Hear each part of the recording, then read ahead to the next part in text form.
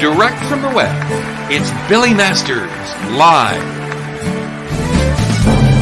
And now, please welcome your host, Billy Masters.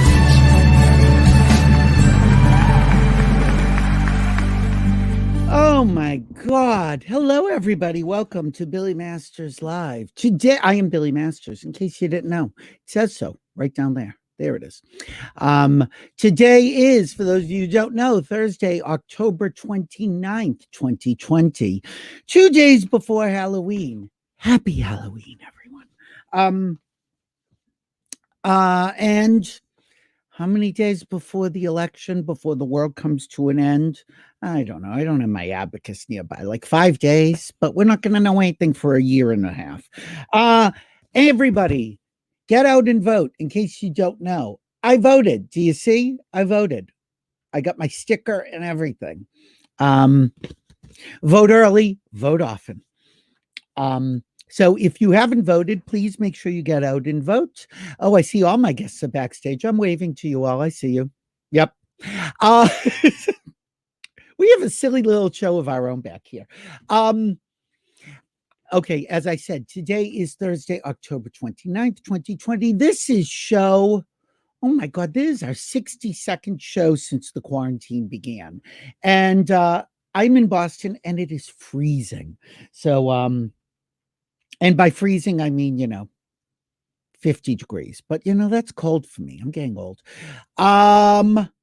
I always like to start with a little anecdote, and I typically would have done this after my first guest, but I want to mention two things. First off, as I mentioned, next Tuesday is election day. Being election day, I've made the executive decision not to book a guest because I think that there's more important things involved than sitting here watching my show. Although, frankly, I can't think of anything I'd rather do. So I am still going to be here. I will be answering questions. I'll be sharing stories with you. I may show some clips of some of my favorite shows over the past few months. I don't know exactly what I'm going to do, but I'm going to be here. So tune in on Tuesday. And the reason I decided to do a show, I was on the fence.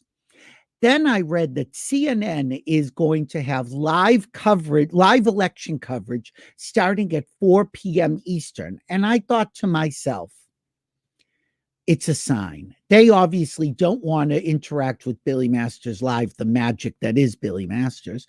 So I am going to be the lead-in for Anderson Cooper, as it should be.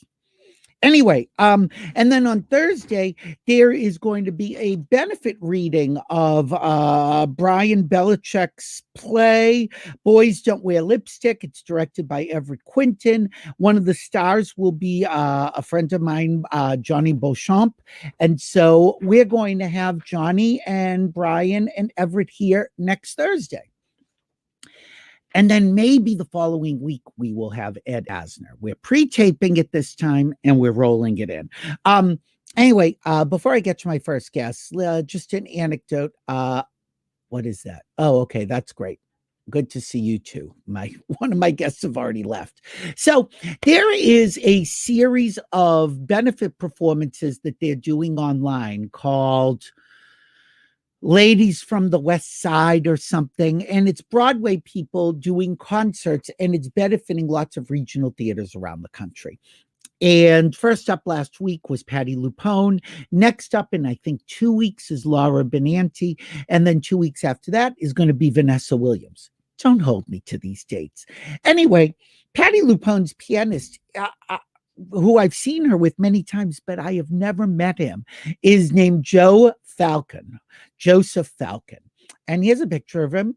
And there they are bowing together, not necessarily 6 feet apart, but look, it's not my problem. I'm not telling Patti what to do. So I'm thinking to myself, oh, Joe Falcon's really handsome and he's very talented. And I wonder, like, I could just call John McDaniel or Mark Shaman or Mark Sandroff or any of my friends and see what I can find out about this Joe Falcon, who I'm assuming is gay and just curious if he's single or not. Well, you put in Joe Falcon and here's the picture you get. Now, I don't know how old Joe Falcon is, and I don't know if that's Patti Lupone. No, it's actually somebody named Joe Falcon and Cleoma, and they were bluegrass swamp music people, Dixieland, New Orleansy jazz kind of people. So that's not Patti Lupone, but she could play Clemena in a movie if anyone asked her.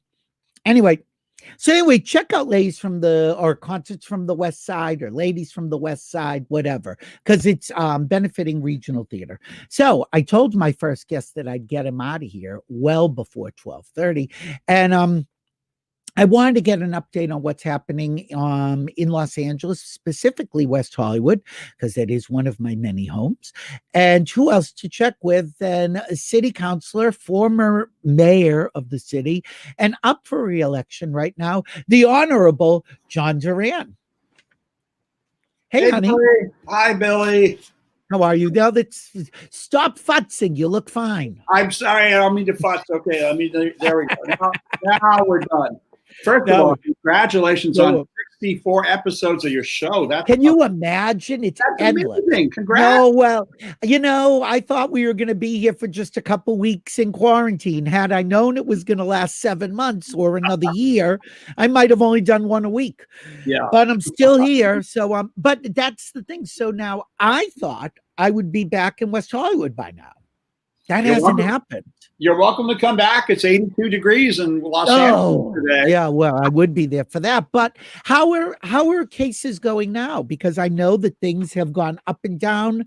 There was the few days last week where they didn't report, so it was a perceived spike, but it wasn't really a spike. But there were more hospitalizations than ever. So what is going on?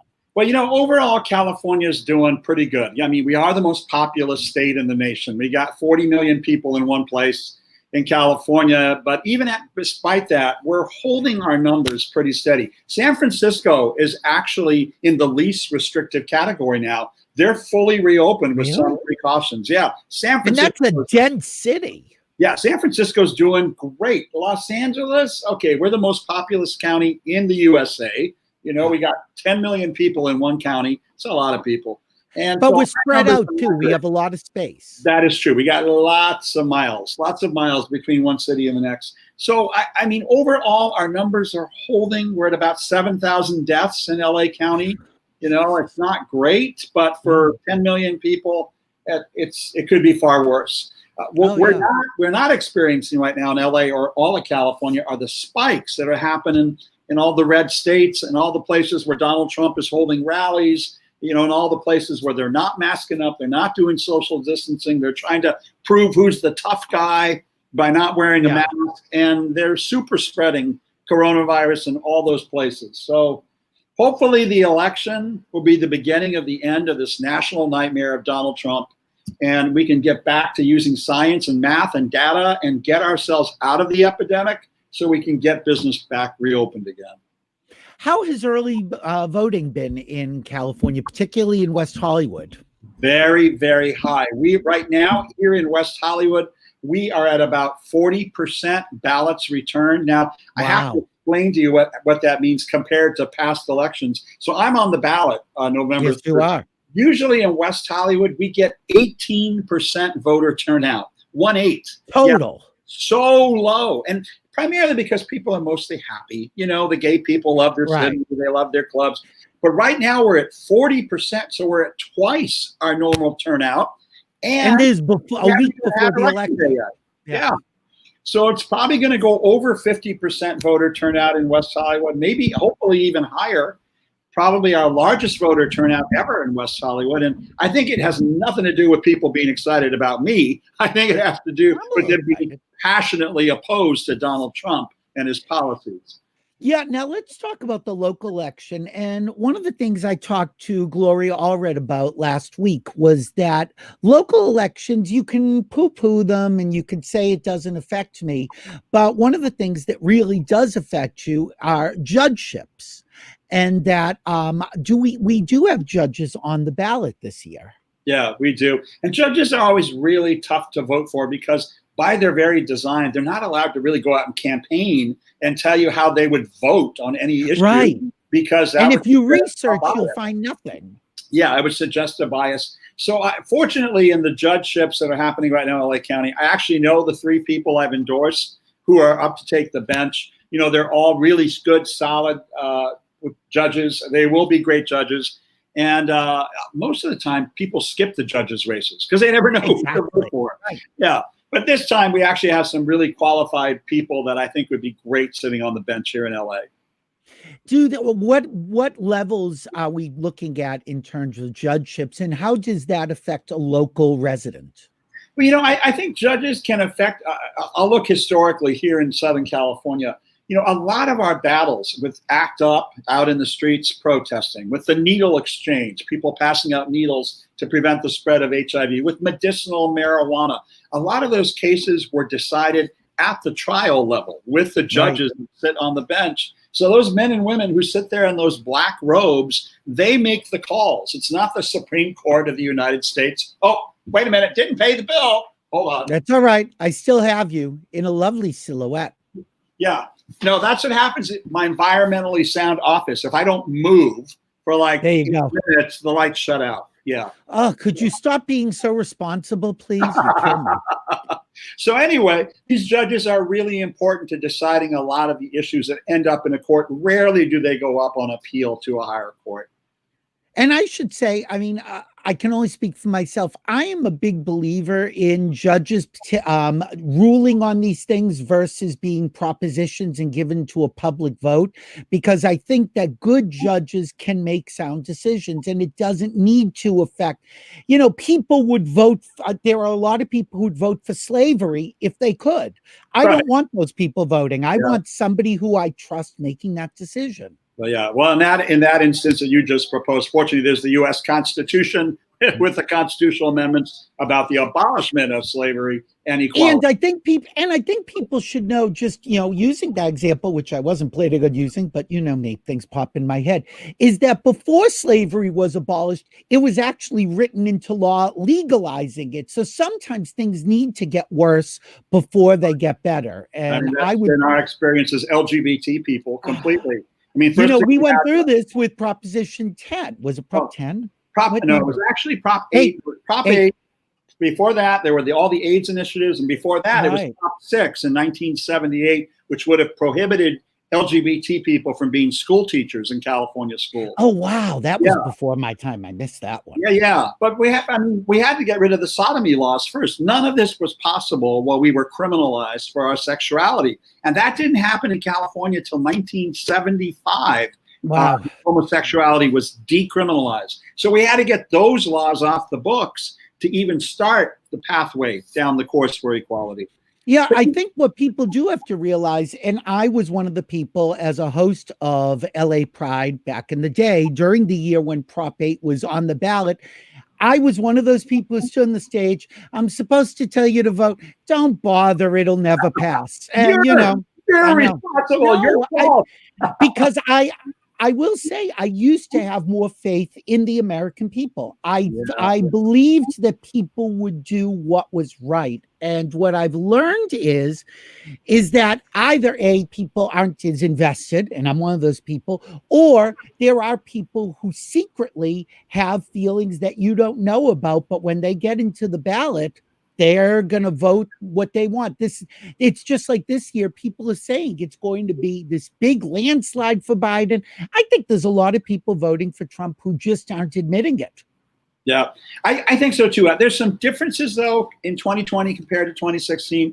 In 2016, Hillary Clinton was very disliked. People really hated Hillary Clinton. They don't hate Joe Biden. Joe Biden is like everybody's grandpa or good Uncle Joe. People don't. I will say, and I've said this before, and I will say it again, is that Joe Biden has never excited anybody. I don't think anyone has said, oh my God, it's Joe Biden, and lost their mind. But he's also never, people don't hate him. So I think at this point, having somebody there and's like, oh, we like him, I think that's enough. You know, it's nice if you can be excited about who you're voting for, but sometimes you have to be excited about who you're voting against.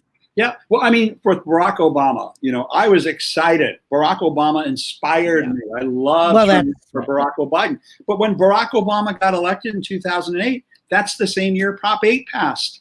Right. And you're right. At the same time, people were electing the first black president of the USA. They were passing Proposition 8 in California to take away our right to marriage equality.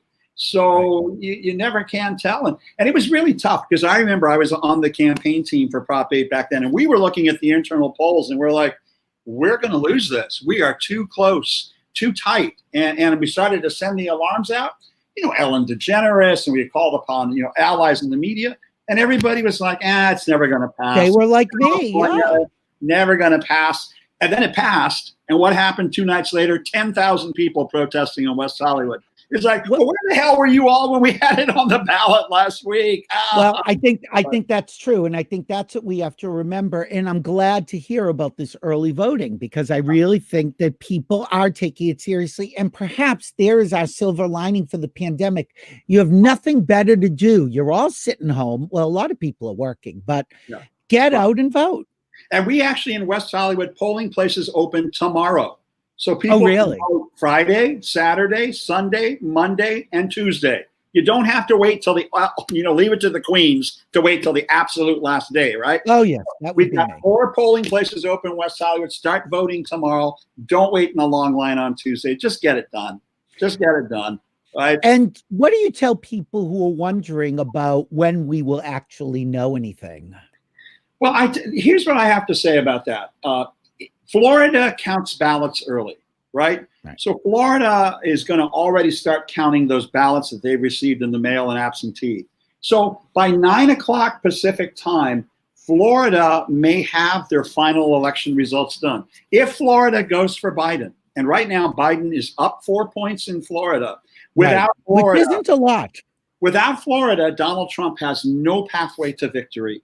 So if Florida goes blue, if Florida votes Biden over Trump, it's pretty much over. It's pretty much over. And then we can get all the other votes. And my hope and my dream is that it is a wipeout landslide, that Biden takes Pennsylvania, Michigan, Wisconsin, Minnesota, all the Rust Belt, picks up Georgia, which looks like it's in play. And they're in a dead heat in Texas right now. I know. I mean, who would have thought Texas is now a purple state? None of us. It's amazing. But if Biden picks up all that Midwest and Florida and Texas, it will be a landslide of historic proportions. And that's what we have to do, to wipe out fascism, Trump style. What do you think about if we do get a vaccine in terms of, say, West Hollywood? How would it be deployed? Well, I hate to use the word deploy, but no, deploy is the perfect word. Because it's going to take that sort of effort, like an army, like a military operation. We'd have to get vaccines to over 300 million Americans. That is unbelievable. And half the people in the country don't believe it's true, aren't going to trust the vaccine, aren't going to want the anti-vaxxers. So it's going to require a Herculean effort to get all of America vaccinated. It's going to take a military operation to get it done. So hopefully it happens in 2021. I don't think we can keep doing this for years on end. Too much human carnage, too much loss of life, too much economic loss, all of that. But if we get the vaccine approved in the spring of 2021, then hopefully the Biden administration, using the governors, starts to use the National Guard to get the vaccine out. God, I hope so. Although I have to say, I'm sorry to say, I'm one of the people who would wait because I want to see what happens with this vaccine. I would not be the first one to get it. Yeah, no, I understand. I mean, there are people in clinical trials now, currently in trials. We've had a couple of deaths. We know that too. So, vaccines are tricky things. They're either live viruses or dead viruses in order for your body to produce the antibodies to avoid infection. It's dangerous stuff working with vaccines. So, I will say that even though the flu vaccine is now a dead vaccine, I still don't get the flu shot. Oh, Billy, you should get it. I got it. I know, because I'm 150 years old. But what I should get is the shingle shot. Because I am over 50, and they say you should get it. If you had chicken pox as a kid, I did.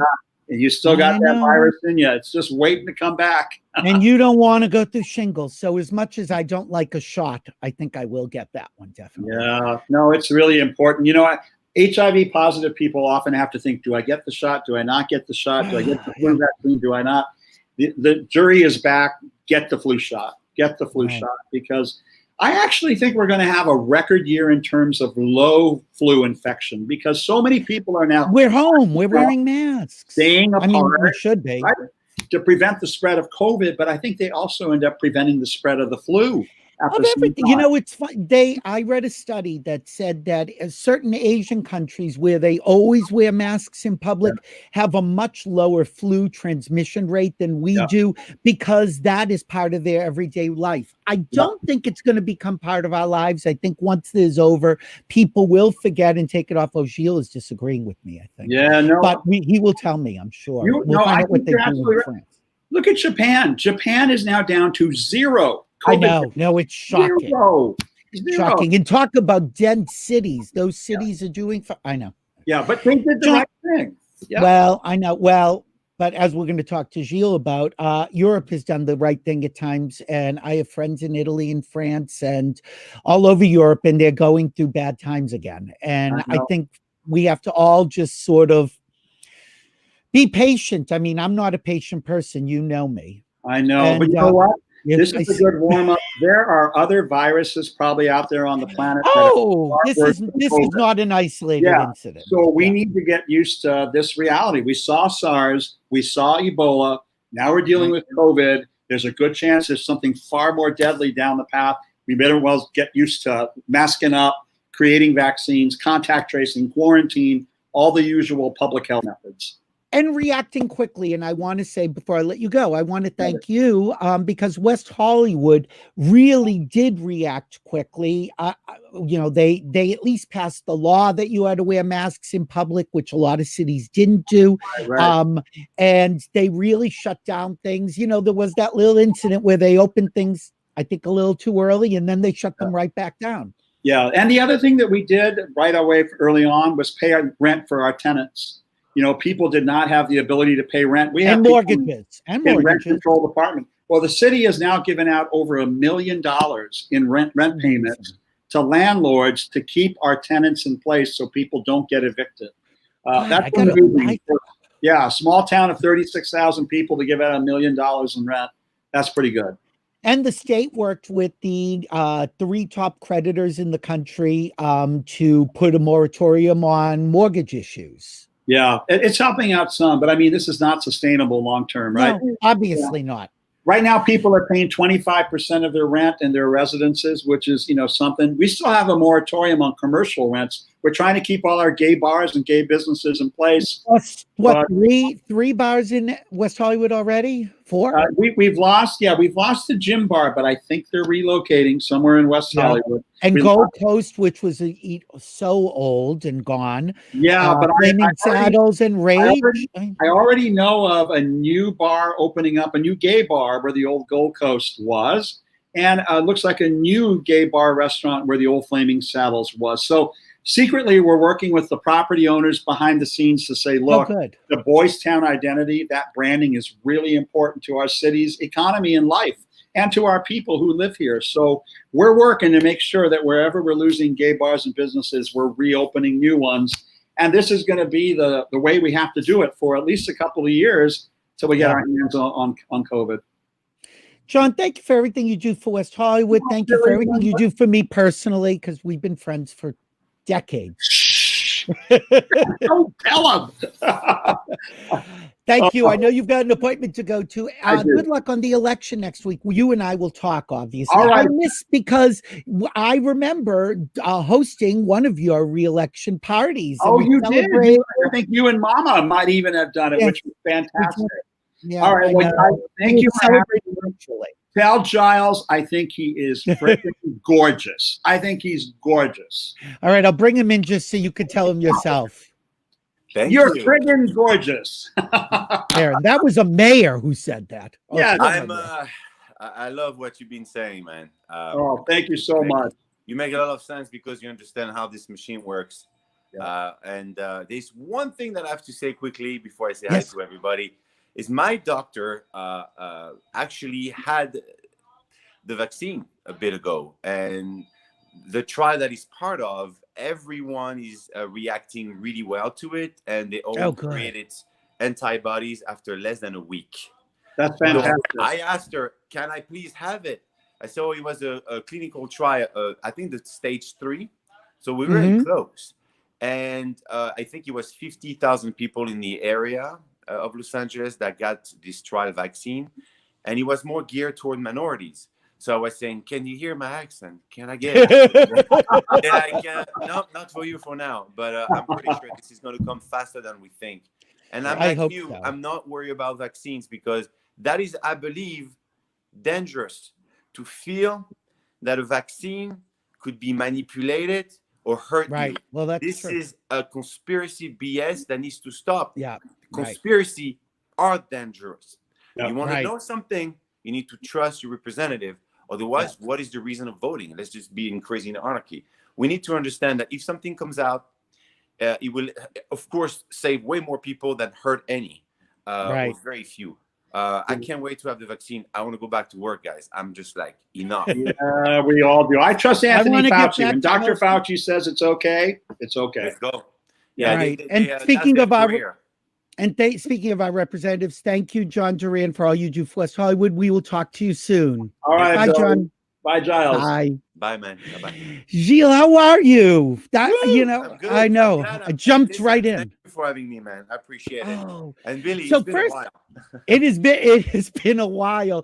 I have to tell people I would have done an intro before I even brought you on, but I saw you were like giving me signals, and I said, "Oh, let's just get him in."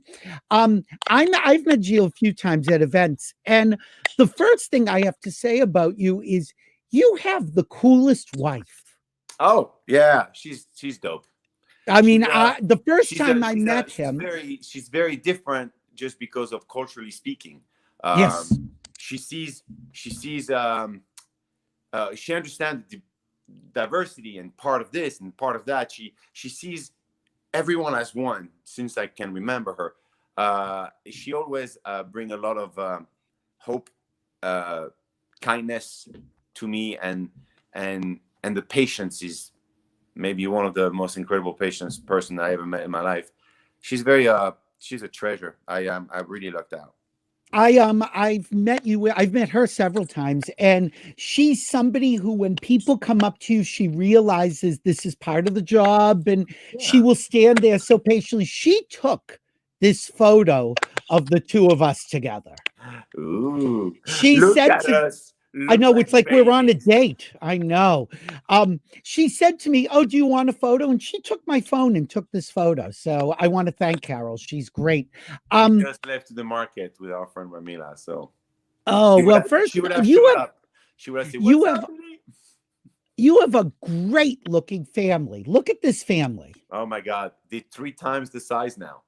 I know. But And your son is going to be a mini Gilles. you know, I gave him my father's name. Yes. My father passed Georges. 44. He was my age. So Wow, really? Yeah, I know. Think about it. That's just Yeah. crazy for me. This year and next year are the year of like, oh my God, my father was my age. So I'm gonna try to be careful. But I am looking at a man. I'm looking at a man now. Sometime he catches me that I'm in bed or in my bedroom, and I hear a man's voice. I'm like, the hell is home? They grew up too fast. I try to enjoy every moment of their childhood, whatever the age they were. And now I have a 14-year-old in my hand. That little know. girl next door is in high school. Yeah. So my son is 21, going 22, mentally 59.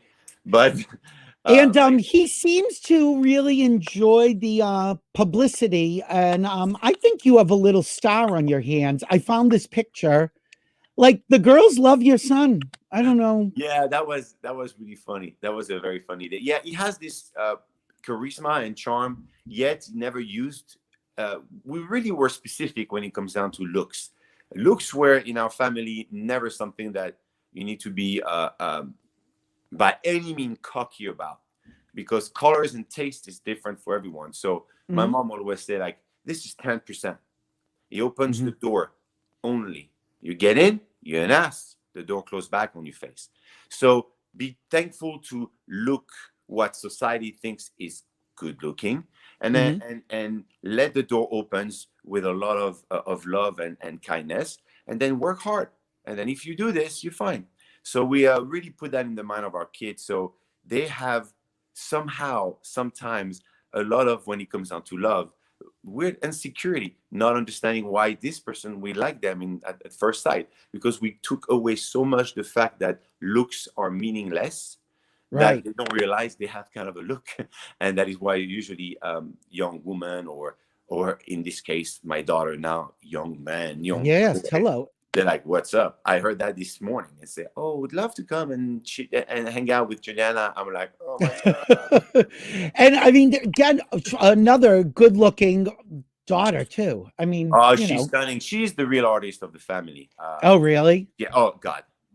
Sings, dance. She acts so beautifully. She has this ability of really listening, and that is a trait where most actor, not most actor, but a lot of actors don't have this ability of being able to Oh, take yeah. the moment and listen to what's happening, digesting, thinking, and then talking.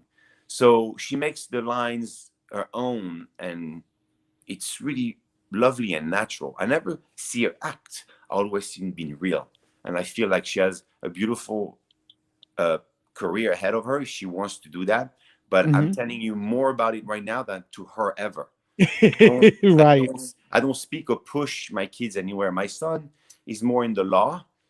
Oh, is that what he wants to do? Yeah, he wants to go FBI. So that All is, right. yeah, it's very, the FBI needs it right now more than ever. Because they've been discredited big time, and it's been Oh God, yeah. um, this Federal Bureau of Investigation is being put to the ground.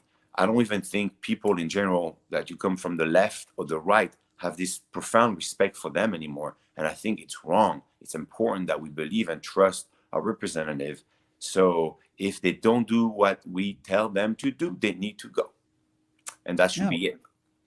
Well, I think we're in a time now where people have to be held accountable, no matter what their job is. My God. You know, there's That's too something much at we've stake. forgotten. Yeah. But anyway, I want to go back to you because you know, it's funny. You just said that, you know, your looks can get you in the door, but it's not the whole thing because you didn't become a big success till your 30s. If it Yeah. was just looks, you would have been a success much earlier. You Yeah, but worked also, hard. Billy, I also came to America when I wasn't speaking English, Well, that's where true. I need to make ends meet every second of my life, where I had a child fairly young. I believe I was 21 or 22 years old. Um, Learning the language, learning the ropes, learning the culture, respecting everybody, learning how to become fully American, and give incredible and much more than American themselves respect to this country. Because at the end of the day, you always say, I don't care what people say, they don't put food on my table. To me, every day America was putting food on my table. Right. So I have to bring a very specific respect to this country. So much that I have never spoke politics until 2012. I kept it to Is that when myself. you became a citizen? That's when I became a citizen. You Yeah. don't open your mouth if it's to make noise and you're not even going to vote. That's number one. Or you don't open your mouth if you're already taking the resources of this place here in America and giving an opinion that actually will not matter because you can't vote. So it was Right. staying inside. Of course, I preach kindness and love, and I preach also Yeah, hard that's not work, political. and I also preach hard work and deserving to make a lot of money if you work really hard, and if it works for you, Sure. good for you. I preach a very balanced centrist mindset that I believe I acquired when I grew up in France, where in France we went the opposite really fast a long time ago, and we have issues that we have today.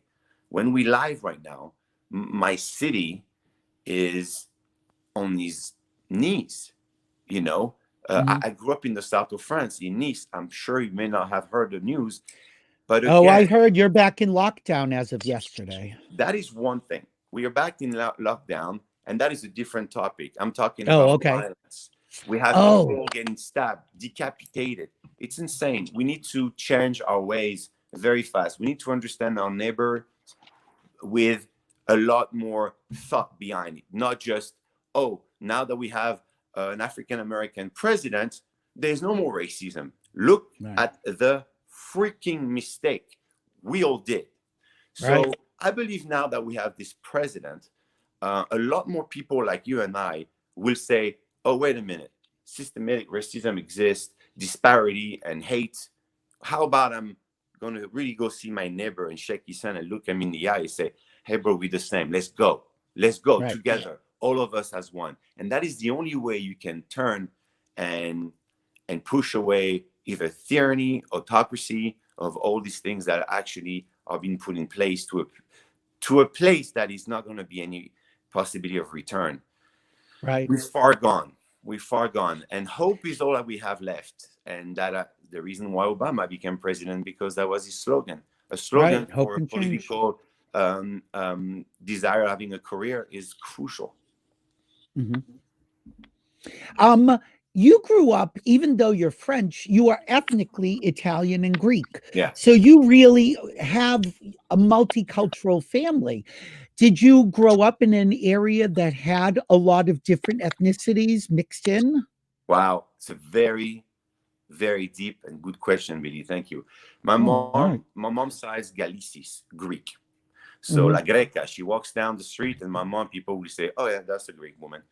Very striking, gypsy-like brunette with, you can tell, oh my God, let's not steal anything from her. She would punch you. She can't move. She did it many times. And so she... Oh, you're back. Hold on. Oh, wait, now I'm not hearing you talk. Can you hear me? I can. Yes. Okay. So, yeah, strong woman. And then also, on the other hand, my father, Marini, that's all the Italian other side are from Italy. Weirdly Where enough, in Italy? Firenze, like more like northern part of Italy. Okay. And that's really what was my background. But I grew up in a neighborhood that was predominantly Muslim. Wow. Because, yeah, it was a lot of influence from Algeria, Morocco, Tunisia came post Algerian war, post 60s, 70s, 80s was a big influx there. So I ended up growing up with way more different culture than we might think.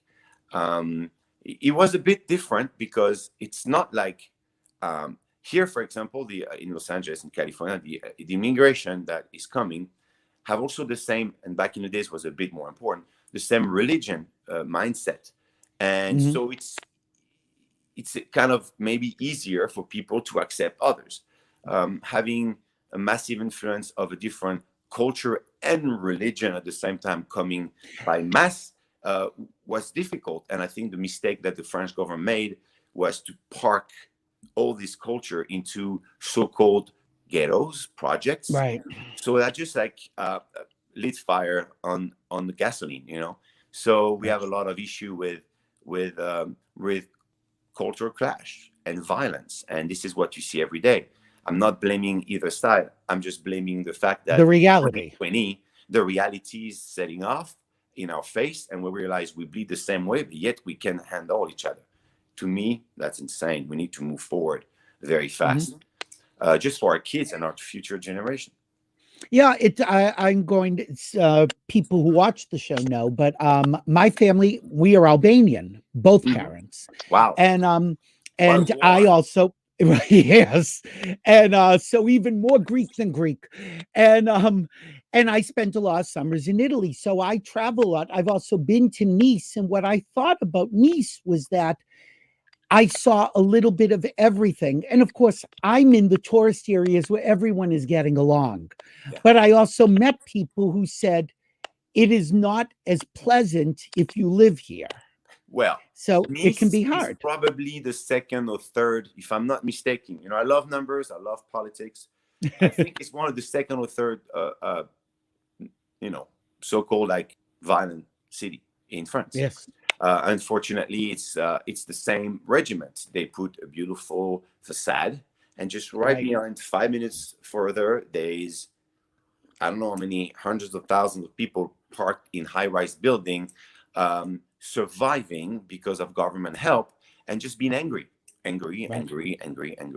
This is what I like about America. When it comes down to social aids, it's mainly through things you can get for the first necessity. And like what's happening now because of COVID is of course greater, and we see more social help than ever in America. But what I love about it is, like, if you start giving people just enough money to survive, but money, it's easy to lose the incentive of saying, like, well, they give me about $200-300 less than if I was working 8 hours a day. Let's do under table, under the table kind of little job, and just live on the concept of that government give you stuff, and it's okay to live in project.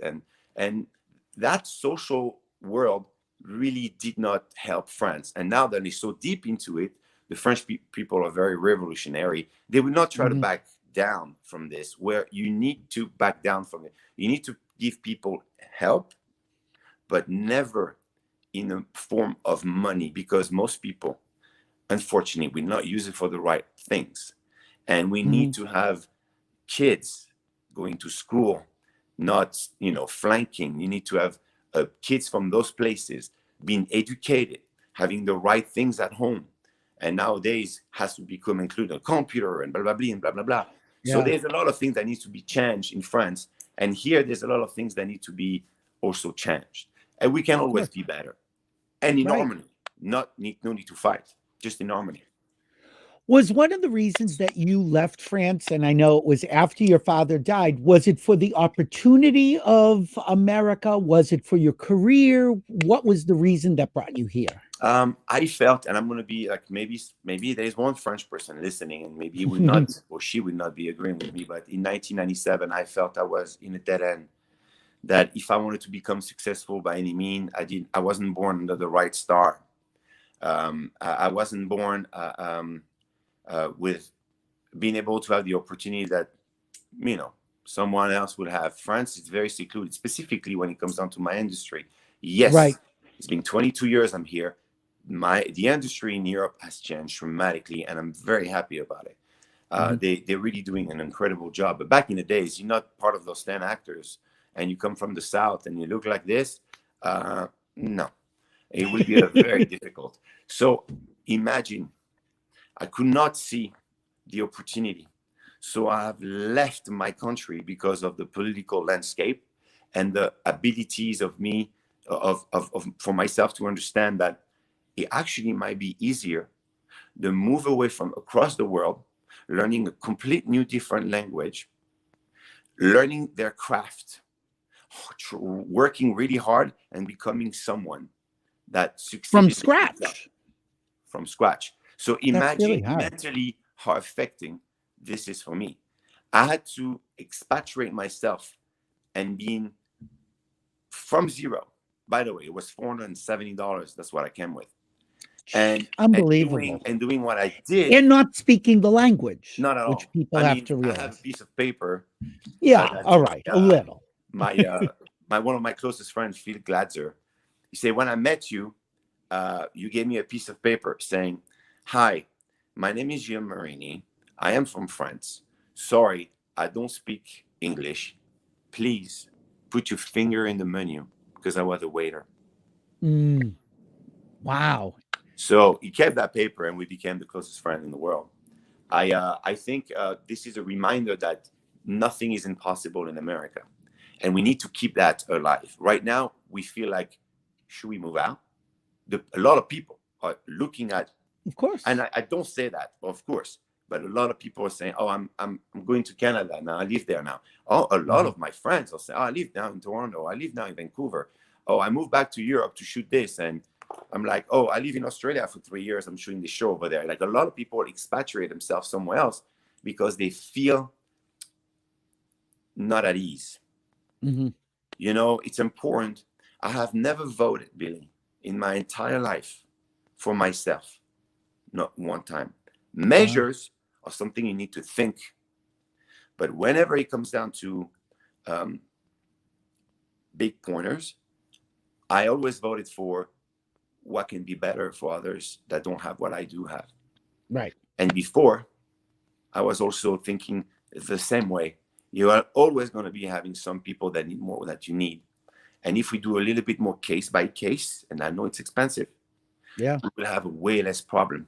You cannot put everyone in the same bag. It's a huge mistake. I think you're right. And I think that people who come to the United States from another country appreciate the opportunities that we have more than we do because we grew up with it. We take things for granted. It's normal. But the fact that you came, you lived in Miami, you had 3 jobs at one point, Yeah. a wife, a child, and wanted to not be a waiter, wanted to actually have a career as a model or an actor. That's very hard. I can't even fathom it. I think what's more valuable in life than anything is courage. There's a moment in your life, and of course, I will definitely recommend to young people to go crazy when it comes down to aim for the stars, not the moon. You're 22 years old. Aim for the stars. The worst that can happen on the way down, you grab the moon. Then there you are. I think it's important to take incredible amount of risks when you're young, and be courageous, because you can't live with regrets. I feel regrets lately because I think I should have done things also more aggressively and different. It was not in my nature. But I feel like, yeah, I missed quite a bit of opportunities because I sat on my tiny little throne and felt like all was good. And then those things like COVID, like a 2019 March incident that happened in our family, and things that can derail very fast. And if you didn't protect yourself to be completely smart, you have to start again from scratch. So I recommend everybody, when you're young, be courageous. This is the moment of your life that you can be. Did you think to yourself at any point in Miami, let's just go back to France? I'll work in the bakery and it's not worth the struggle. It's funny. First of all, like we said at the beginning of the interview, I left because of a social and political landscape that was not to my liking.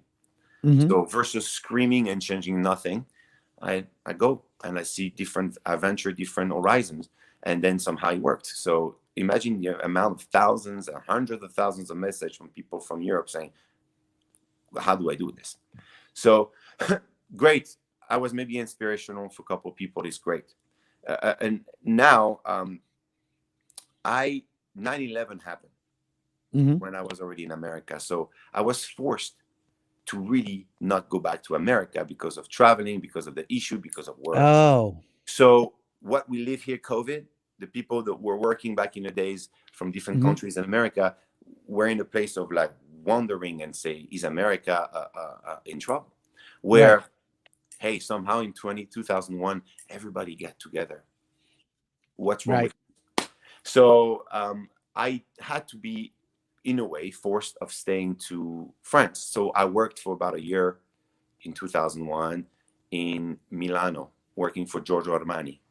So I was working with one of the best in the world, and I saw a lot of extremely successful people acting the way they act because and deserving what they have because of their work ethic, and they're smart and they are the 1%ers. So I was baited around those people. So I looked and I learned a lot about business and different ways how to work around the world, internationally speaking.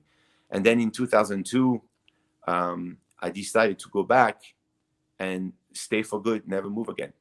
Wow. And there you go. So I didn't really move back to France from 99 to 2001. It was more because of 9/11. So I took a year break, I believe, to America. But beside that, it's been 23 years now, 22 years that I'm here.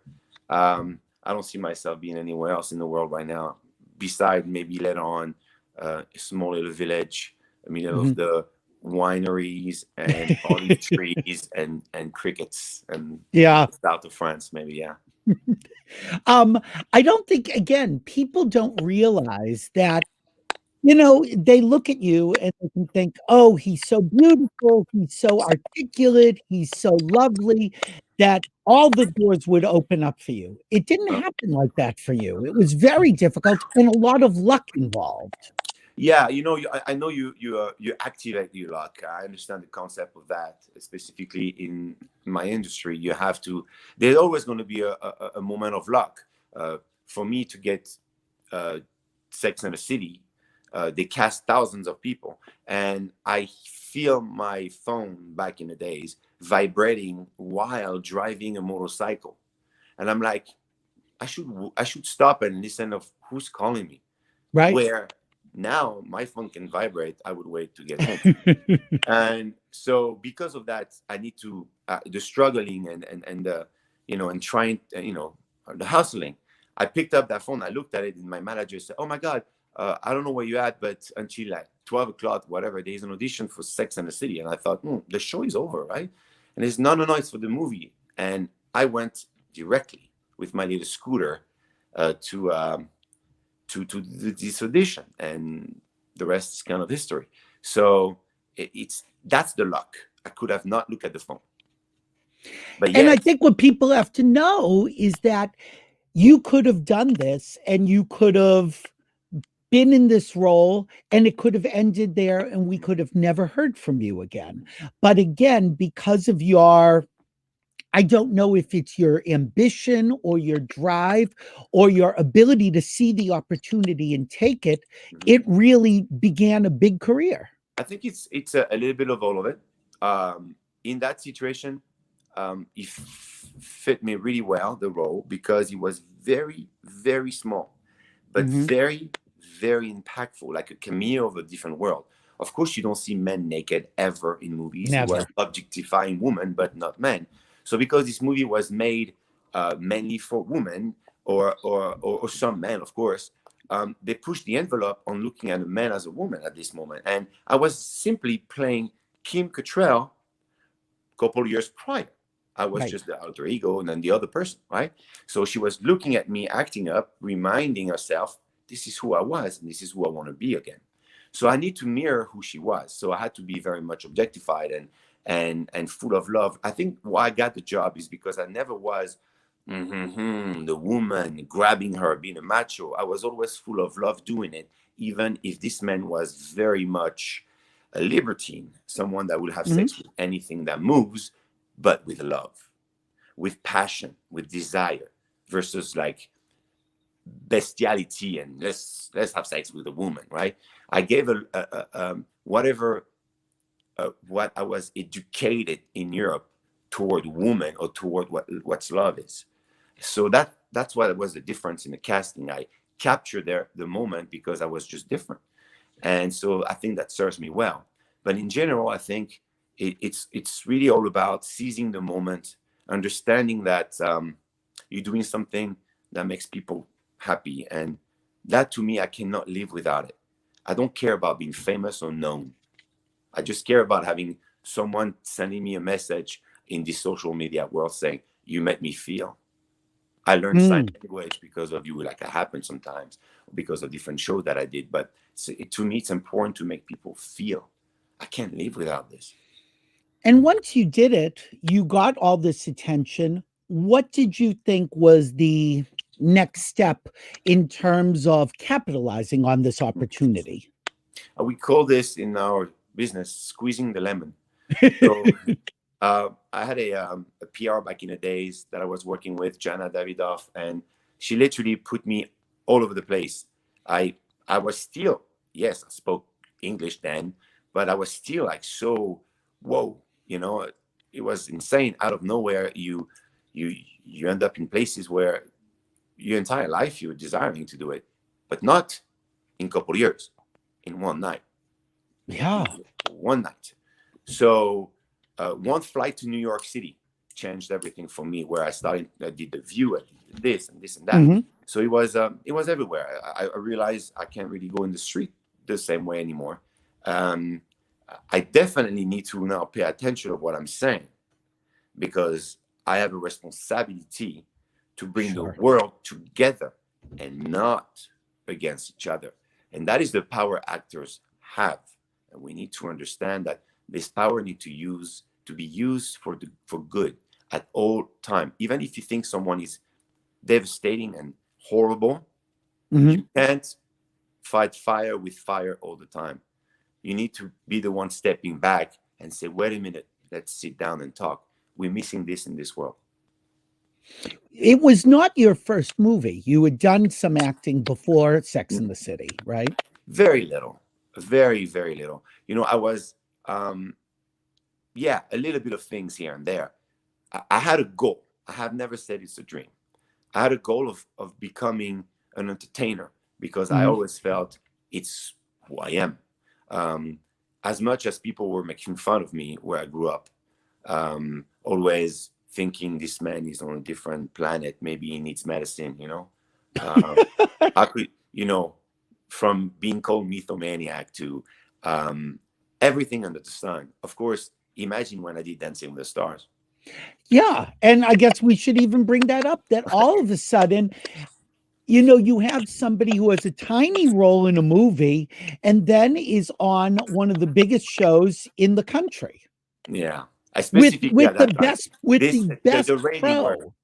the ratings were uncomparable to anything they ever had. I'm very proud of that. I'm very proud of having brought finally to the American household some glimpse of what a real Frenchman is about. Also, the love that I had for this country, the desire of entertaining, the absolutely no cheat whatsoever. That means I have never performed before. I was like most 99% of all American watching the show. So I felt that was working on my favor versus like if I was a French professional gymnast, I go to this Dancing with the Stars, finger in the nose, I got to rehearse 2 hours and I'm going. Right. No, I was like everybody else watching. I was struggling hours and breaking stuff, having to have surgery. Yeah. My only goal was to make people freak out about the possibility that they can have. That was my only goal, and it always will stay my only goal. But it also did bring you into everybody's house every week. And women, gay men fell in love with you. Men wanted to admire you and be more like you. So I think it was smart in terms of making you part of our culture. My strength, Billy, was the fact that for a straight man, I'm not threatened. Right. I'm not threatened. I'm a married dude, and I tell the world that it's all good. And I'm not like, you know, your woman will be mine. You know, this je ne sais quoi that some of us bring could be threatened to men. I never had that, so that was on my favor, of course. I feel that was the most important thing to do back in the day. But I have to say quickly something, Billy. Yeah, of course. Without the gay community, my career would not exist. That's all I had to You've say. said this so many times, and Michael Patrick King played a big role in your life, and photographers you've worked with over the years, and the fans. They're very loyal to you. It's a very it's a community that is being so battered for the last thousands of years. Let's not talk about the last 5 minutes. Yeah, right. Where we have you know, I think the last, let's say 10 years, I finally something very beautiful coming out of it, where other than gays, the gay community, everyone comes together and say, yeah, love is love. Last time I checked, last week, I think even the Pope said it. Yeah, when amazing. We bring to a non-religious aspect of the game, a political aspect of the game, someone who wants to regress toward that direction, yet the one who talks to God directly, say it's all okay. I believe this is revolutionary and at the same time extremely sad that we still have anyone saying that love has to be measured with sex. What is that about? I don't care what you love. There's very and much more important topic than trying to muffle the community forever. We are at war. where there's a lot of important things we need to focus on it. There's very tiny education. We need real and talk about real problem, not because two men or two women wants to marry. That should not shock or hurt anyone. It should be affect them. to wish his own. Let's be Right. respectful to any human being. Let's move on. Who makes money? Why is it that we have to be so entrenched into having, like, the horses in the race like this? Mhm. They Yep. can't see there. No, we are humans. We have a brain. We can move forward and be happy all together. That's what I'm saying. Yeah, but again, there is also the gay community has really embraced in terms of your career. Mm. They knew you were straight. We know your wife. We know you have children, and yet you're so lovely. I don't know what the word would be. Maybe just sort of accepting. It's not a problem. And Well, maybe it's European, because I spend a lot of time in Europe as well. And a lot of European people who live in metropolitan areas are like this. It doesn't matter to them. Yeah, I believe even in rural places, if you hold the hand of your husband or your boyfriend or like a lesbian couple with all hands, they will be the older guy going, but that would be it. No stone cast at you, or let's create a law. What the fudge? I mean, Yeah. Oh my God, can we please live simple? God, we have a space force creating right now. Can we just be like one human, Right. all good, bleeding the same way? It's sad, but we are going to a better time in our life. I believe, looking at my daughter's generation, none of this BS that's happening right now, Billy, will exist. It will be in history books to say, "Oh my God, we used to be animals." And that's really about that, because they're learning faster. They are more in tune with one human. They understand that it takes work and it takes dedication, but they also understand that to wish his own. As long as you don't come to knock at the door and say, "Be that person," we are good. If someone has a problem with with homosexuality, you can still have a problem with it. I don't care. Don't go in the street starting to shoot at them in the club, because I kill you. I kill you first. And I'm saying you said something so interesting, which I didn't know till I was reading about you, is that you have been in situations that we don't hear about very often of a male performer being objectified by powerful people in the industry and being around predator people. Yeah. And you've handled it very directly, which I but like. Billy, I'm going to ask you, it happened to you?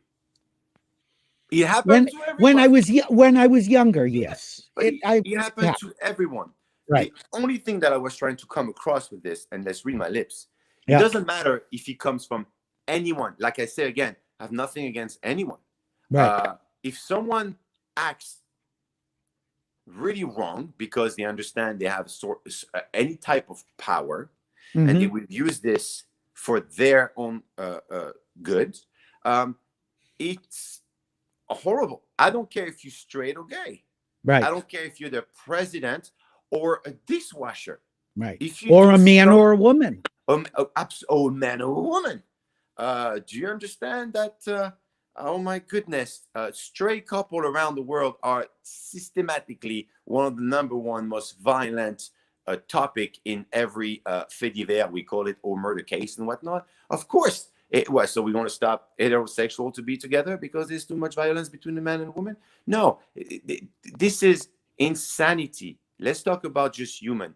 I was saying that no matter who you are, it is no bueno, like the other guy would say. Now, it is a stigma that is definitely stronger for young men to come out and say, "I was abused." I guarantee you that. Right. And if a woman comes to me and say, "Oh, that's not true," maybe, But from my own experience with the hundreds of people that I encounter being abused, a man will shut up because he will take away his manhood. A woman that has the courage to come forward, I give her all the praise in the world. But I promise you, look at you just join me. Hello. I promise you that the stigma that young men have in this industry of other industry around the world is massive, and the PTSD that comes from it is no lesser than what a woman will feel. It's just very difficult for us to talk about it. I always was, 16-year-old going to take pictures, not understanding that this person could be a predator. It's very easy to get in the situation and say, do you want to be a model? Yeah. How badly do you want to be? Wow. So of course this is going to come across, and it's who you are and how you were raised that's going to give you this courage of saying, I cannot say or do this because it will change my entire life. And a lot of people feel scared at that moment, and they will not say anything, Right. and they will go with the flow. And by the way, don't get the job at the end of the day, of course. That's just, everybody knows that now. It's just very difficult for a young person, and specifically a young man, to say, hey, I was abused, or this is not right. It's just different for men because we are the macho guy, the strong people. How could it happen to you? I got to say, many times you are grabbed. Mm-hmm. Grabbed everywhere. Yeah. And my wife, like you said at the beginning of the interview, is behind it going, she sees laughing. Everything. She loves. Oh, I know. She loves. Oh, this woman literally put her hand in your pocket and grab you. And I can't say anything because the camera is right there and 28 people are around. So I will not say a thing, and it's okay. You know what? It's wrong of me to say it's okay because it will nothing will move forward. But let me say, Billy, because I said that, the backlash was so massive for me. I bet. A lot of people understood, ooh, he's against this, the gay. What? Right. The gay community, again, made my career. Right. How could I bash anyone? I'm not bashing anyone. I say, whoever you are, straight, gay, woman, man, anyone, when you abuse your power to gain any type of sexual things, you're an asshole. Yeah, I also think that people see pictures of you because you are a model. You're a very good looking man. You're very fit. They look at a picture like this and they think, oh, I can do whatever I want to him. Well, that's your job. I don't that know is not who you are. I think the incentive behind anybody that wants to abuse anyone sexually is sickness, and it's nothing else. They need pills immediately because something bad will happen. I think that also when you see somebody sexual, I shouldn't say sexual, physically attractive, you think that they are sexually loose or available, and they're not the same thing. I have That's never your had job. a problem with someone joking about sex, talking about sex, even bringing it advanced. That will mean what it means. I have never had a problem. I actually thought it was always funny. And I think we also go very far when it comes down to, I found myself not going to an elevator with a woman alone because of like, what if? That is stupid. I never thought of that. That is insane because that person will not do that. 99.99% of the people will not do that. And then you end up with one idiot that wants to change her life by saying or his life by saying something absurd, and will destroy. By the way, there is no jury or judge in Hollywood. Right. If you are caught somehow by someone you never met saying something about you, that person say the truth and you never work again. We have to be very careful with that. You are judged and sentenced before anyone can tell you anything. So it is also something we need to be really strong with it. When you say something that happened to you, make sure you have all the proof and you do something that is with force. Yes. But if someone says something like that and destroy the career of someone, they deserve to go to prison too. And it can be destroyed like that. Yeah, you never work again. We don't ask you if it was real or not. They say, "Oh, this guy, that must doesn't matter. He's an actor. He's a piece of shit. He must be that person." No, that is bothering me a lot. Well, I think that there, like you said, there is an actual court and then the court of public opinion, and people believe what they hear. Yeah, that's unfortunate because we've seen in 2016, we've seen it now. You shouldn't believe anything. You need a little army in a Literally, if I was doing it myself, if I want to destabilize any country, I take a little army in a 20 by 40 and I make them create account every day and send BS to the world. Because this world we live in is like, oh, it's on Facebook. It must be real. Oh, the vaccine will kill you. It must be real. I mean, you hear and you see this all day long. People forgot, and actually people are not informed where they actually need to look for their resources. Exactly. That is the one issue we have right now. Somebody just asked while I'm watching, somebody asked, do you have a desire to do a play or a musical on Broadway? Is that Broadway open again? Not yet, but when it is open, would you like to do live theater? Oh my God, I've done live here. I've done theater here at the Kirk Douglas Theater. I did a play a bit ago now called This. Beautiful play. I love live performance, of course, because no safety net gives you the ability of saying, I am for real. When you can cut and repaste and this and that, you can actually go through the net and be a not such great actor and having success. But if you touch theater, now you become really real to me. I had the opportunity to do it. I would love to do it again, of course. Singing is not something that I'm really good at. But we know you can dance. I can dance. I can act, of course. I can hold a tune. I would love to do something. Listen, one of my most favorite movie when I was a kid was West Side Story. I know here in America is not one of them, one of those show that people love. But don't forget, I'm from a different world, and for us that was America this time. You know, it was interesting for us a lot. So West Side Story and American Man in Paris, also another one that I absolutely adore. Oh, sure. You know, doing something like that will be absolutely magical. I'm not saying I will play the lead guy. I'm just saying, like, being part of something like that. Oh, yeah. Will be well. Speaking of being part of something, this summer you had a movie that came out. I don't know how it came out actually. Waiting for Anya. How did that come out? It was on it streaming? Apple, yeah, of course, streaming was nothing open. Actually, I went to Europe to see the premiere of the film when people were walking the streets again in February. So I saw it in the theater, and you know, we can be only proud about this project because we actually told the true story about something that was not told yet. And I saw it last night. It's a lovely. First off, it's beautifully shot. Really Where did you shoot it? It really gears for kids to understand what happened. Where did you shoot this film? Exactly where it happened. Oh wow! Exactly, same home where they were hiding the people. I mean, it was like to die for. Okay, it takes place during the war. Yeah. And they're trying to save children from the Nazis, Jewish children from the Nazis. And I'm going to show a scene where your character tries to convince somebody to help them. So let's just take a look at this. You're mad. Disguise children as shepherds? Absolutely not. Madame, there must be 500 sheep in the village. It's chaos when we move to high pastures. Who will notice a few more children shepherding? And once you get to the hut, you're that close to Spain, you could spit into it. Everyone knows only the men drive the sheep. Not the Bosch. They've been here 2 years and couldn't tell the first thing about shepherding. What if somebody talks? You're involving the entire village. It only takes one person to panic. It's a possibility. No! These are children's lives we're talking about. It's not a possibility. The answer is no. With the great Angelica Houston.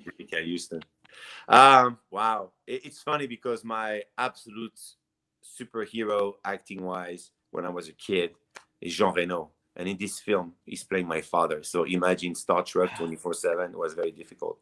Angelica Houston, of course, she's legendary. So to me, having just those two people by me was what's happening in my life. I lost 35 pounds for this role. You were very skinny. Well, your character had been taken away, had been captured and thrown in prison. Yeah, but where was he? You're on the run. I forget. There was a treaty with Vichy that do not kill the French soldiers that are fighting. Don't kill all of them because they were just part of the army. When the German came and took France in 3 days, they took us, the prisoner, and they make us work in camp until you die. So that was the loophole. Don't kill them, make them work to death. So in 44, there was a time where don't kill them if they get injured. Just send them back to their village because they're worthless. So this man comes back with a lot of PTSD of knowing that he injured his own hand purposely to be freed. And when he gets to the village, he realized that now the German and are friends with his family. His family. So, of course, he's massively touched by it. So he's, of course, deep in alcohol.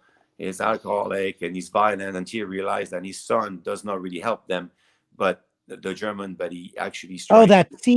that scene when you yell at the son because you think he's a collaborator is so touching. But I want to show the scene when you come back to the house, and I want to ask you, being a father now, if that informs this. So let's look at the scene though. Yeah. There's someone here to see you, Joe. Papa!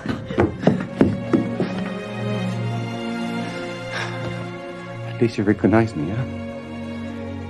Can't blame Christine. She was only 2 when you left us. Let me look at you.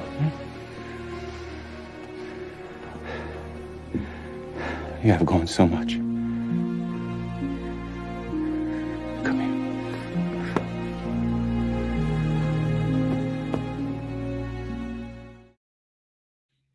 Can you imagine missing that much of your son's life and then coming back?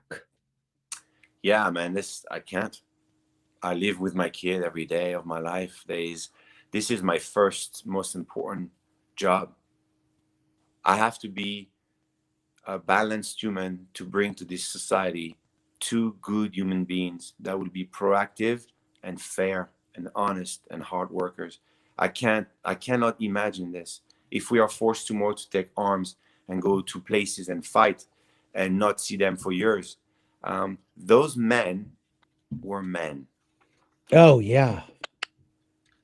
Yeah. It's a really good film, and I want to tell people that they should see it. It's Waiting for Anya, and it is on a lot of streaming services. It's on Apple TV. It's a few places. It's exciting. But I found it, so if I could find it, anyone can find it. Did you have other projects in the works when all this happened? Yeah, I did. A nice independent movie that probably would come out soon, Venus, and then I shot a Christmas movie, very different genre for sure, playing an Italian chef. So you'll not Al dente, yes. You're gonna hear that accent. I'm just like, what's going on? It's gonna be very Parli different. italiano perché il tuo padre è italiano. Parla? Sì, Okay. It's very it's very funny. It's also something that will uplift the people. It's perfect timing. It's on November 20th on Lifetime, and very exciting to see what he does. Annie was the lead in the film, and with myself, and I think we did a really cool little job of clashing different culture together, trying to make things happen, and bring the Christmas magic. Lifetime, November 20th, I think, at 8:00. Cool. And what I love also is you do a lot of comedy. And I think you really, I think people don't realize how hard comedy is. Especially if English is not your first language. Yeah. But you have such good timing. The 2 episodes you did of Hot in Cleveland were so funny. Thank you. I loved those were I loved you in 2 Broke Girls and everything else. And Brothers and Sisters, but you have a twinkle in your eye that's very mischievous. Yeah, well, the truth is a bit of a cheat. Let me be honest here. Okay, please. Let me give you an example. Okay. If I tell you, let's fuck us, what will you hear? It sounds funny. Yeah. I'm asking you to focus. Yes. But if I say with a French accent, let's fuck us. Yes. So I used, and executive writers and people, they use my dialect to make things very funny in English, and it's brilliant. Michael Patrick King is the king of it. Let's be honest. He's so when great. I was on the Hot in Cleveland, of oh course, yes, you with giants of comedy. Yeah. So and you did scenes with all of them, which I loved. It's so amazing. I really love comedy. I really think that I hope I go back to it. You know what? One of my goals when it comes down to another show, I've been writing quite a bit. I've been creating shows. Oh, really? Yeah, I mean, nothing sold yet because of these quarantine things, and Of course. of course, you need a track record, and it's a bit difficult, of course. Again, this it's cute. You can't create. It's real. so we created quite a bit of things. We're hoping we were hoping for a Netflix door that opens right now, because we have some stuff that are making people laugh cry on the floor. Good. So I'm very excited about it. I just need to have the opportunity, and now it's all a Zoom world, so it's a bit more complicated, of course. But I feel like going back to comedy would be a goal of mine. A nice little 5 years run on the show like Modern Family that is now done. But this new version of things, using the minorities, the different culture, everything together. Not only a certain type of minorities, a world of people that are different, because no matter what you are, if you're from here and grew up here and lived here, you're going to breathe and be here. But if you bring people from all over the planet, that's where you're going to bring everybody together. Well, you're also seeing a real representation of a multicultural community. What's happening right now is, of course, Hollywood has to be mea culpa. We are so sorry. Everybody is like superhero white. So what they do not understand is, by doing this very one-dimensional, we need to feed this, they forgot of every other minority that it's just as bad, right? All their job they used to have, because those are the job of different culture and minority are just gone from script, gone. We have to do, oh my God, we got to do this. It becomes systematic also. So we're reversing a machine that should not be in touch as much as that. They should pay attention of what they're removing from, because the white man job from America will not disappear. What will disappear is the cultural minorities that are sometimes also white and not so clearly a minority. We are. We need to be represented, and we've been put out. I'm loving the fact that we have platforms, because they have less problem and they can show shows from all over the planet. And I don't want to expatriate myself to France to have a subtitle show in America. I want to keep living here and working and create and entertain the people from America. I'm having this COVID-19 fever because everything piled up on people like me, and we don't have all of a us. voice. Right. Oh, I think that it's been horrible, but in a way, I think it inspires us to do something, even work harder to get through it. I hope. Oh, the hustle is headed to the different world, trying everything for different angles that I never thought I would. Listen, man, during this pandemic, I didn't work a day. It's been the entire year of not one gig. From some of my friends, they're lucky to be Canadian, so they left a bit ago. Some of others, they have more success, so they booked things. But most of my buddies in my situation, they already give up on their career because they lost it all. I'm not going to say that I didn't lose it all yet, but it lasts another year. Yeah. More is going out and nothing is coming in. So we're all in this boat. It's horrible. It's interesting to go like, oh, thanks for the $200 for working 2 days with you, cleaning up an addition that you're building. It's also a big wake-up call. I love the fact that, to me, with this 12 years of success, a huge slap in my face. As much as that it can be over so quickly. Yeah, it will be over. But it's fragile. I realized one thing in 2020 during this pandemic. We are not essential. Entertainers are not essential. Everybody can live without us. Yet the nurse, the doctors, the people that are cleaning up around the city, and those are essential people. So it's a huge wake-up call for a lot of people that thought their shit don't stink. So I love that. I know I'm paying greatly the price, and I think karma will be my friend eventually, because I think and I know in my heart that I have never done anything wrong to anyone. So if you're a proactive member of society and you do the things that you need to do and you love everyone the same way, eventually karma will show up.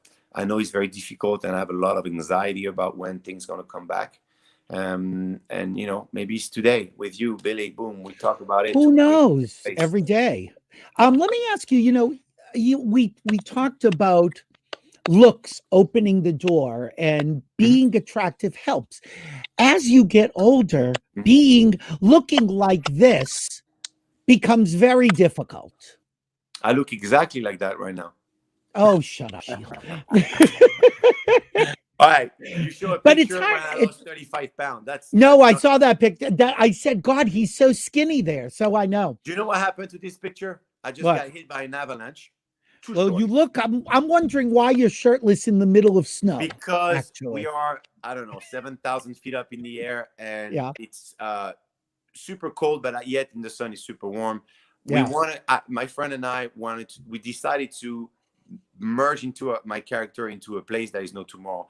The same path that those shepherds took during waiting for Anya to Spain, I wanted to take it, except they did it in June 15 because that's the day of the transhumance, we call it.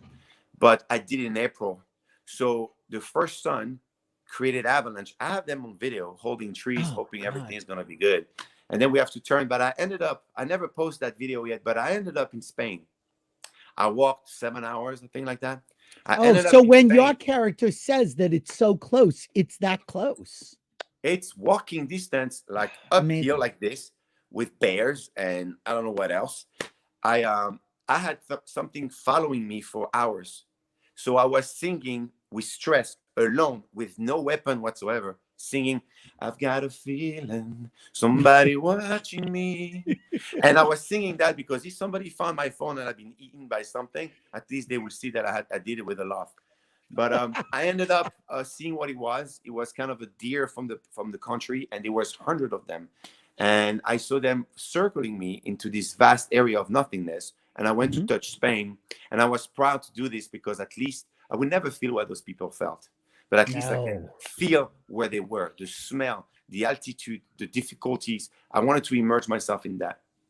And that it was children. I mean, that's what's extraordinary about it. But let's talk about staying fit as you get older, because for somebody who was first known for his looks, that has to be hard. Yeah, everybody is assuming like you got to look a certain way and for the rest of your life. I will try my best to do this, not for that reason. I'm going to try to do that for myself, because I believe the more active you are, the less problem you can have later on. And maybe I'm wrong. We'll see. Only time will tell. But I'm always kind of working out. And what really saved my life was Brazilian Jiu-Jitsu, and I recommend that to everyone. Really? Absolutely. It's physical. It's a sport that you need to have thoughts running the entire time you are fighting or rolling or practicing or whatever it is, because it's called a gentle art, but it's the most effective martial art on planet Earth. There's nothing that can be compared to Jiu-Jitsu, because they tried in 1993, and it is always the supreme martial art. So I feel that's important for me to do it. I finally got my black belt degree after, I think, 12 years. It is not karate. It is not taekwondo. It is not 2 years and you get a black belt. It's a lifelong. I believe I finally start jiu-jitsu after 12 years. It's a new chapter of my life. So I will never stop jiu-jitsu until the day I cannot walk anymore. And it's possible to do it. A friend of mine did it with one leg, and I had a hard time. Really? Yeah. Yeah. Wow. I was a white belt back in the days, but he was already a purple belt, and he was getting me left and right with only one leg. So it is important for every young woman, for sure, but every man and every person to actually know the basics of it is very important. Somebody just wrote in, any reflections about your time on Devious Maids? I love that show. Too bad it ended on a cliffhanger. Oh, well, most show thank you for the question. I think most show ends up on unfortunate cliffhanger, beside big massive hit, what you know is coming to an end. But that is the nature of the beast. The cliffhanger, sometimes they have no choice. I think Devious Maid was so fun to shoot. Love the fact that I was the bad guy. Unfortunately, we lost the actress that, unfortunately, in the show I kill. I mean, it's crazy. I love working with Mark Cherry. Mark Cherry is one of those super awesome human being in the industry. He has such joy.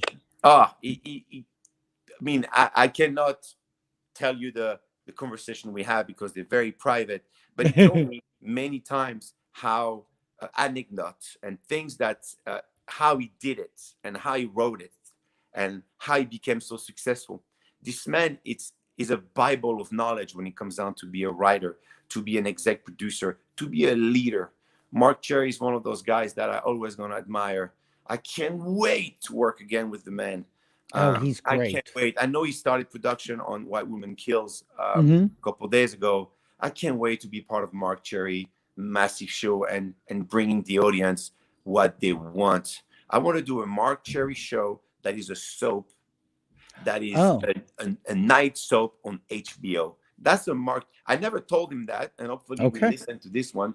If Mark Cherry has the ability to write for something that is no strings attached, everyone in the world will watch it and can say what he wants on HBO. Oh, it would be great. Somebody else asked, they said, oh, you could play Billy in Chicago on Broadway. I think John McDonnell has a lot of faith in me, and I appreciate it. Of course, I would love to. Oh my, where do I start the rehearsal? And 6 years rehearsal before I can even do this. Thank you so much, man. I think it means a lot. It means a lot to me. That means you see me, you put me in a pedestal that is like, oh my God, I better work really hard. Thank you. I know. How is your family doing in France? Who is left in France? My mother, my sister are in France.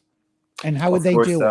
Of course, you know, for me, family it's a big and small word. I have my mom, I have my brother, I have my sister.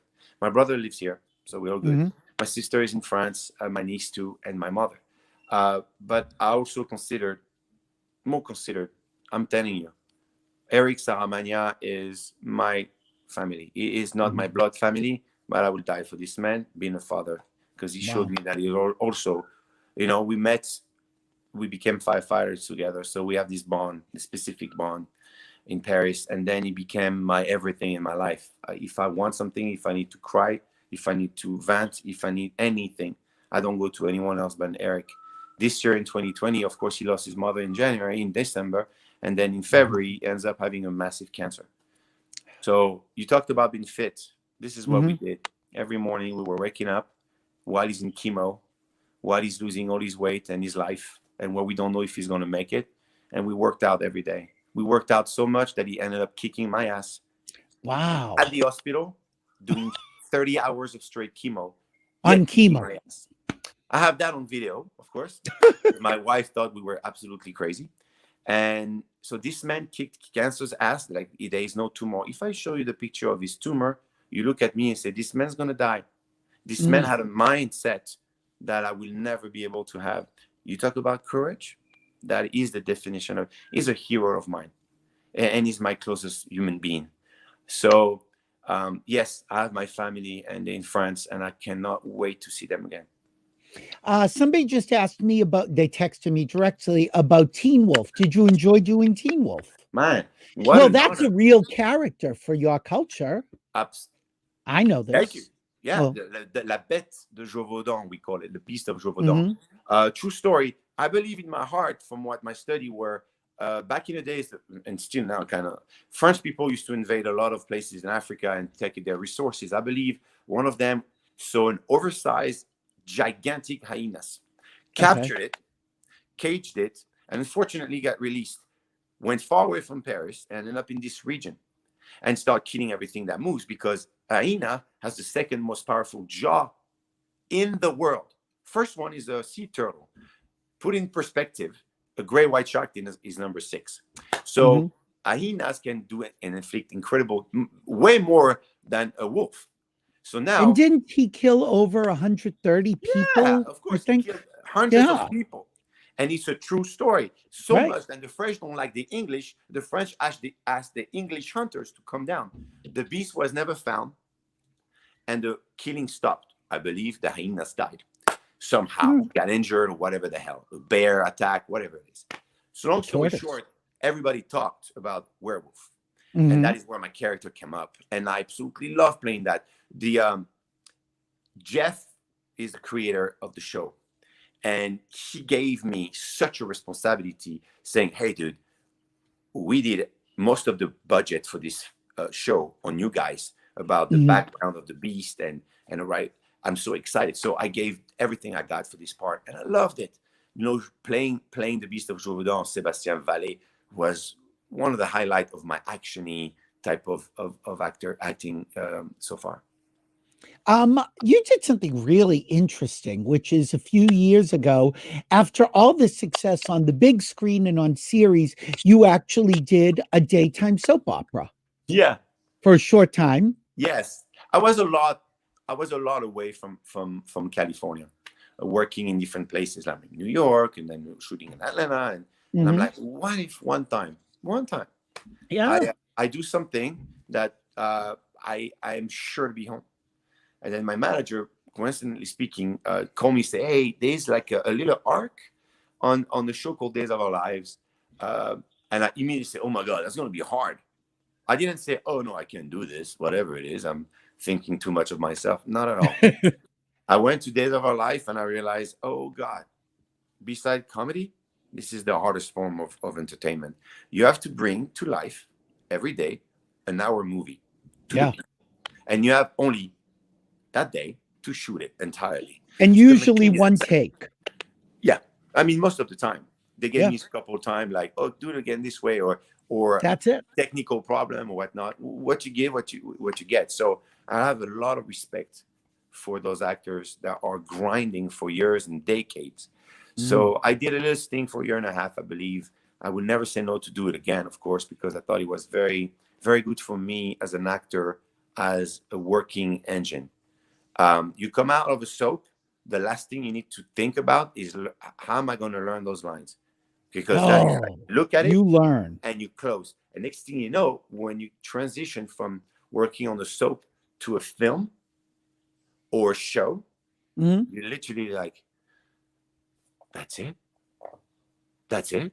So it gives you a lot more time to immerse yourself into the character and be confident about not having to think at all about the enormous amount of learning lines. It's like, boom. So always going to be appreciative to them. Let's see, maybe my character comes back as a twin brother and start like terminate a couple of those actors that took their life away from Ted Laurent, the character that I was playing. Did you like doing Switched at Birth? Of course. Switch at Birth was revolutionary. Yeah. Lizzie Wise created a monster there because she had the audacity for a lot of people to say, let's talk about minority.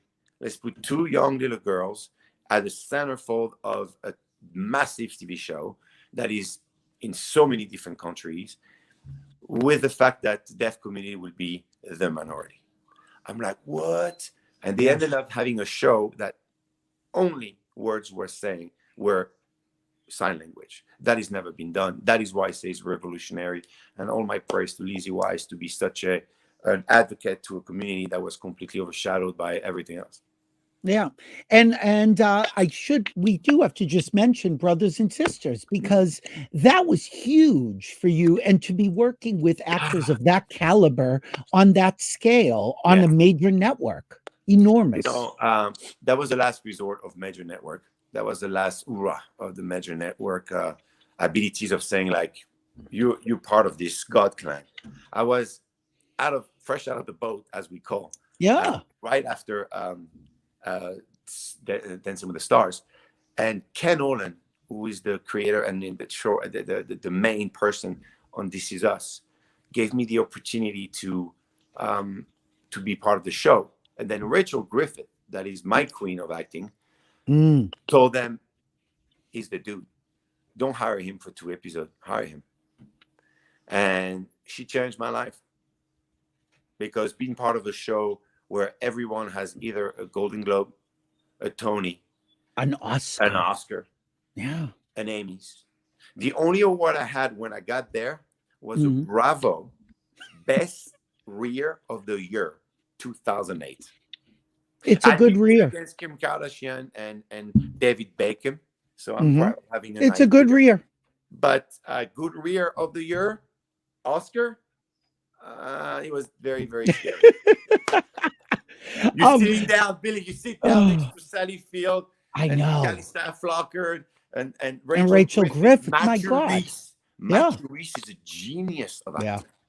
And it also is going to show either you're going to make it or you'll be gone in a day. Oh, yeah. Imagine my thoughts. If I don't come with complete preparedness, I'm gone the next day. Goodbye. And they never make you feel that way, by the way. No one was ever mean there. Sally Field was so embracing. Sally Field was say, guide me. Huh? We did a dancing scene. He said, guide me. I don't dance much. Huh? Imagine when an Oscar winner, mother, full of love and passion, tells you, help me out. You faint in your heart. Sally Field told me that. To go from She gave me the that, best advice. the best of drama, and then to do Hot in Cleveland with Betty White, Jane Leeves, Wendy Malick. It's like you've done the best of the best in both sides. But I do have one last clip before I let you go. Tell people what the first movie you did in this country was.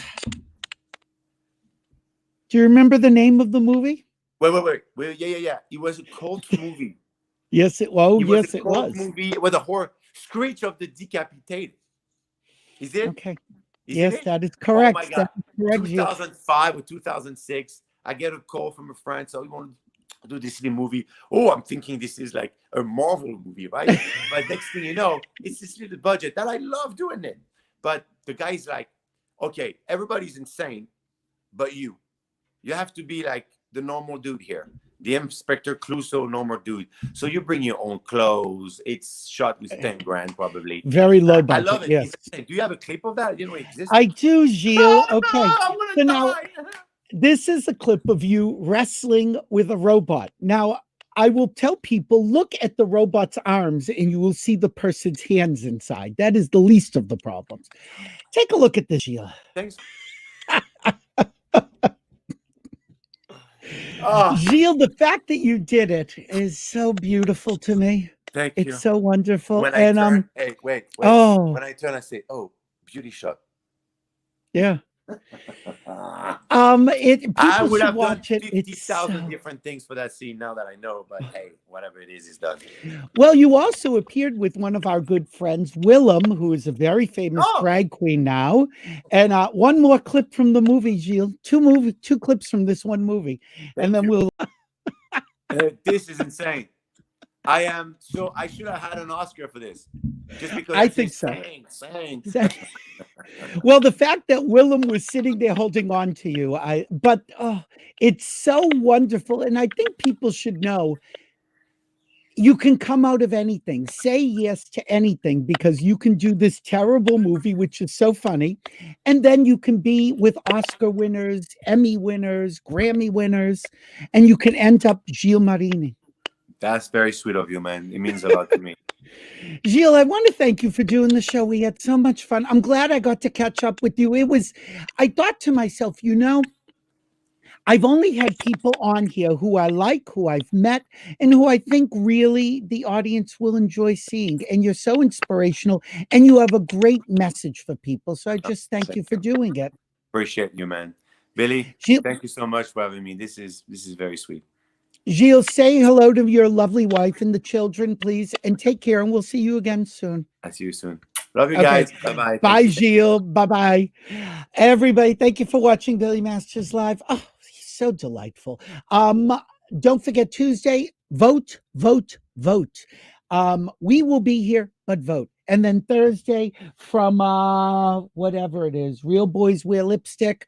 We will have Johnny Beauchamp, another Frenchie. So you won't want to miss it. Thank you for watching. And just remember, if we're here, we're live. Bye, guys. Take care.